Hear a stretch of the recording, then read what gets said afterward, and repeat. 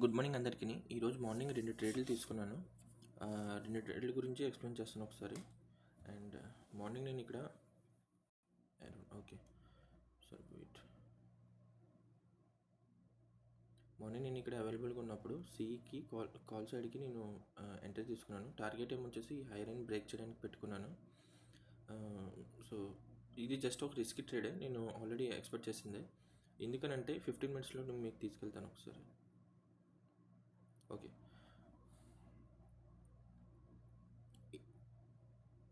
Okay. ఈ హైయర్లో ఏదైతే ఉందో ఇది కంప్లీట్గా మన హైయర్ టైం ఫ్రేమ్ 1 అవర్ది ఏదైతే ఉందో అది హైయర్లో, అండ్ ఇది పైన హైయర్ హై. ఇప్పటివరకు మనకి 15 మినిట్స్లోనే మనకి బీరిష్ అయ్యాము. అండ్ ఫైనల్గా ఇప్పుడు ప్రజెంట్ బుల్లిష్ సైడ్ ఉన్నాం కదా 1 అవర్లో. అంటే 15 మినిట్స్ కంటే పెద్ద టైం ఫ్రేమ్ ఏదైతే ఉందో అందులో మనం 1 అవర్లో ఉన్నాం. 1 అవర్లో మనం బుల్లిష్లో ఉన్నాం. అండ్ బుల్లిష్లో ఉన్నప్పుడు బుల్లిష్లో ఆర్డర్ బ్లాక్ ఏదైతే ఉందో దానికి వచ్చి ట్యాప్ అయిన తర్వాత పైకి వెళ్ళడానికి ట్రై చేసింది. అంటే బయర్స్ బై చేసి పైకి తీసుకెళ్ళడానికి అని చెప్పి తీసుకుని వెళ్ళారు. అండ్ ఇక్కడ నుంచి సపోర్ట్ తీసుకొని ఏదైతే లాస్ట్ డే బయింగ్ జరిగిందో ఆపరేటర్ లాస్ ఏదైతే ఉంటుందో దాన్ని కట్ చేసుకోవడానికి అని చెప్పి పైకి తీసుకెళ్లారు. ఆపరేటర్ లాస్ కట్ చేసుకొని అక్కడి నుంచి మళ్ళీ బౌన్స్ బ్యాక్ అయింది. అండ్ ఇంకా అంటే ప్రీవియస్గా ఈ రెడ్ క్యాండిల్ హైని బ్రేక్ చేసి ఉంటే అప్పుడు మనకి చేంజ్ ఆఫ్ రేట్ అవుతున్నాం. సో దాని ప్రకారం మనం ట్రేడ్ ప్లాన్ చేసుకోవాల్సింది. బట్ ఇక్కడ చాలా పైన ఉండడం వల్ల ఓన్లీ ఆపరేటర్స్ లాస్ మాత్రమే బుక్ చేసుకొని అక్కడి నుంచి మళ్ళీ కరెక్షన్ చేసుకుంటూ కిందకి వచ్చింది. అండ్ ఎక్కడి నుంచి అయితే బౌన్స్ బ్యాక్ అయిందో మళ్ళీ అక్కడికి వచ్చి ఇది హోల్డ్ చేసి మళ్ళీ ఆర్డర్ ఫ్లో చేంజ్ చేసింది. సో నేను ఇక్కడే ఆల్మోస్ట్ లోవర్ టైం ఫ్రేమ్లో వెళ్ళి ప్లే చేసింది ఏంటంటే, సో ఖచ్చితంగా అక్కడి నుంచి మార్కెట్ మళ్ళీ ఇంటర్నల్ టైం ఫ్రేమ్లో మనకి చేంజ్ ఆఫ్ రేట్ అయింది కాబట్టి నేను ఇక్కడ నుంచి పైకి తీసుకుందాం అని చెప్పి ఇక్కడ డిమాండ్ ఏదైతే ఉందో ఇండ్యూస్మెంట్ డిమాండ్ పుల్ బ్యాక్, అది ఒక ఇండ్యూస్మెంట్ డిమాండ్ జస్ట్ ఇండ్యూస్మెంట్ మాత్రమే చేయొచ్చు. సో నేను ఇక్కడ ఉన్న పైన లిక్విడిటీస్ ఏవైతే ఉన్నాయో ఈ త్రిబుల్ టాప్ డబుల్ టాప్ ఏదైతే ఉందో దీన్ని కలెక్ట్ చేసుకొని ఫస్ట్ టార్గెట్ అయితే దీన్ని హై బ్రేక్ చేయడానికి అని చెప్పి టార్గెట్ పెట్టుకున్నా. ఇక్కడ మీరు చూసినట్టయితే ఈ green candle previous red candle హైని బ్రేక్ చేసింది. సో బ్రేక్ చేయడం వల్ల నేను ఇక్కడ ఎంట్రీ తీసుకున్నా. స్టాప్ లాస్ ఈ ఆర్డర్ బ్లాక్ ఏదైతే దాని కింద పెట్టుకున్నాను. అయితే ఇక్కడ స్టాప్ లాస్ హిట్ అయింది. హిట్ అయిన తర్వాత ఇక్కడ ఒక ఇండ్యూస్మెంట్ డిమాండ్ ఉండేది కదా. సో ఇప్పుడు ఆ ఇండ్యూస్మెంట్ డిమాండ్ కాస్త సప్లై కింద మారింది, ఇండ్యూస్మెంట్ సప్లై కింద. సో ఇండ్యూస్మెంట్ సప్లై కింద మారింది కాబట్టి నేను అక్కడ లో బ్రేక్ అయిన తర్వాత మళ్ళీ అదే సప్లై పైన నేను ఆర్డర్ బ్లాక్ పెట్టుకొని అక్కడ స్టాప్ లాస్ పెట్టుకొని టార్గెట్ ఏదైతే ఈ లోవర్లో వస్తుందో అది జస్ట్ ఇక్కడ ప్రీవియస్గా మార్నింగ్ ఏదైతే ఆర్డర్ బ్లాక్ ఉందో దాన్ని ట్యాప్ చేసుకుంటూ వెళ్ళింది కదా, ఇది జస్ట్ ఇంటర్నల్లో.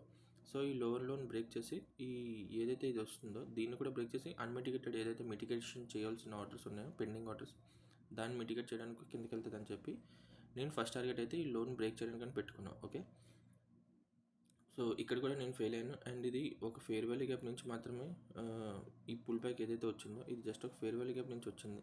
సో ఇది ఒక ఇండ్యూస్మెంట్, ఓకేనా. అండ్ ఇది వ్యాలిడ్ పుల్ బ్యాక్ కూడా కాదు. అండ్ ఇది వ్యాలిడ్ పుల్ బ్యాక్ వెళ్ళినప్పుడు ఇక్కడ నుంచి మూమెంట్ స్టార్ట్ అయింది.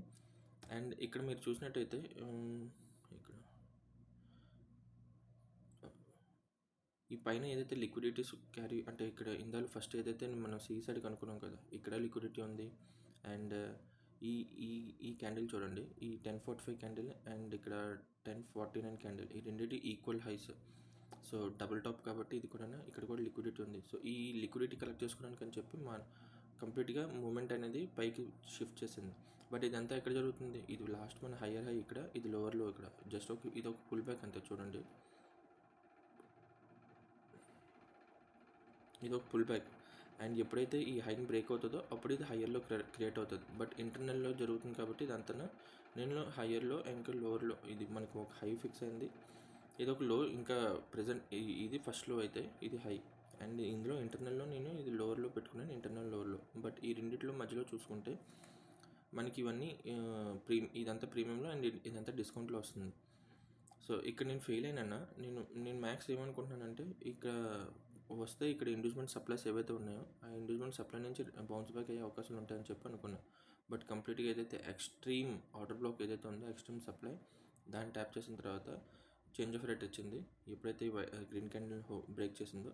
అండ్ ఇక్కడ ఇంటర్నల్లో క్యాండిల్స్ ప్రకారం డిమాండ్ కూడా ఉండేది. ఆ డిమాండ్ని బ్రేక్ చేసిన తర్వాత నేను ఎంట్రీ తీసుకున్నాను. నా దగ్గర ఉన్న క్యాపిటల్ 5-6Kతో నేను just out of the money వెళ్ళాలి కాబట్టి deep out of the money వెళ్ళాను 1000 పాయింట్స్ దూరంలో. సో అందుకే ప్రీమియం అనేది చాలా తక్కువ మూమెంట్ అయింది. చూడండి ఇది almost 150 points target. And present ఇక్కడ ఇప్పటి వరకు మార్కెట్ అనేది ఆల్మోస్ట్ 132 పాయింట్స్ వచ్చింది. నేను కొనింది ఇక్కడ 66 కొన్నాను, అండ్ ఇప్పటికీ మార్కెట్ అనేది 80+లోనే ఉంది. అంటే అంత ఆల్మోస్ట్ 79, 80 అంతే. ఇన్ని పాయింట్స్ మూమెంట్ అయింది అప్పటి నుంచి, అసలు మూమెంట్ అవ్వట్లేదు. ఇది కూడా నేను కొనింది ఇక్కడ ఉన్నప్పుడు 79కి కొన్నాను, ఇక్కడ ఉన్నప్పుడు 79కి కొన్నాను. అది ఇప్పటికీ 79, 80 దగ్గర ఉంది. అసలు మూమెంట్ అయితే ప్రీమియంలో లేదు. సో నేను ఫస్ట్ టైం రియలైజ్ అయ్యాను డీప్ అవుట్ ఆఫ్ ద మనీలో ఎఫ్టీలు కొనకూడదని చెప్పి. అండ్ ఇప్పుడు టార్గెట్ అనేది కూడా నా చార్ట్ ప్రకారం అయితే టార్గెట్ ఇక్కడే ఉంది. ఏదైతే మన లో బ్రేక్ చేయాలో, ఈ లో అంటే మార్నింగ్ ఏదైతే లో ఉందో దాన్ని బ్రేక్ చేయడం అనేది టార్గెట్, ఓకేనా. అండ్ చూద్దాం టార్గెట్ రీచ్ అవుతుందో లేదని చెప్పి. అండ్ ఒకసారి ఈ టార్గెట్ రీచ్ అయినా, లేదంటే ఈ ప్రీవియస్ లోన్ బ్రేక్ చేసిన తర్వాత ఇక్కడికైనా చేంజ్ ఆఫ్ రేట్ ఇచ్చినట్టయితే మ్యాక్స్ చూడండి ట్రెండ్ లైన్ లిక్విడిటీ అనేది ఫామ్ చేసుకుంటూ వస్తుంది మెల్లిమెల్లిగా. ఇక్కడ ఉన్న సప్లై ఇక్కడికి మూవ్ అయింది, ఇక్కడ నుంచి ఇక్కడికి, ఇదంతా ఒక ట్రెండ్ లైన్ లిక్విడిటీ. సో ఇదంతా బ్రేక్ చేసి, ఇది కూడా జస్ట్ ఈ ఆర్డర్ బ్లాక్ని ట్యాప్ చేసి వస్తుంది కాబట్టి దీన్ని కూడా బ్రేక్ చేసే అవకాశాలు ఎక్కువ. అండ్ ఇక్కడ ఆపరేటర్ లాస్ బుక్ చేసుకున్నాక ఫస్ట్లో చూడండి, మార్నింగ్ లాస్ట్ బయింగ్ ఎక్కడ జరిగింది, లాస్ట్ బయింగ్ ఈ క్యాండిల్లో జరిగింది, రెడ్ క్యాండిల్లో. అండ్ దాని తర్వాత కొద్దిగా పైకి వెళ్ళి డైరెక్ట్గా మార్నింగ్ గ్యాప్ డౌన్ ఓపెన్ అయింది. అండ్ ఆపరేటర్ లాస్ ఇక్కడే ఈ మార్నింగ్ 9:18 క్యాండిల్లోనే ఆపరేటర్ లాస్ బుక్ చేసుకున్నారు. అప్పుడు మార్కెట్ అక్కడి నుంచే ఫాలో అవ్వాలి కదా, కానీ మార్కెట్ని ఇంకా పైకి తీసుకెళ్ళి అక్కడి నుంచి చేంజ్ ఆఫ్ రేట్ చేశారు, ఓకే. సో దాని అర్థం సెల్లర్స్ అనేది ఇక్కడ ఇక్కడ వీక్గా ఉన్నారు.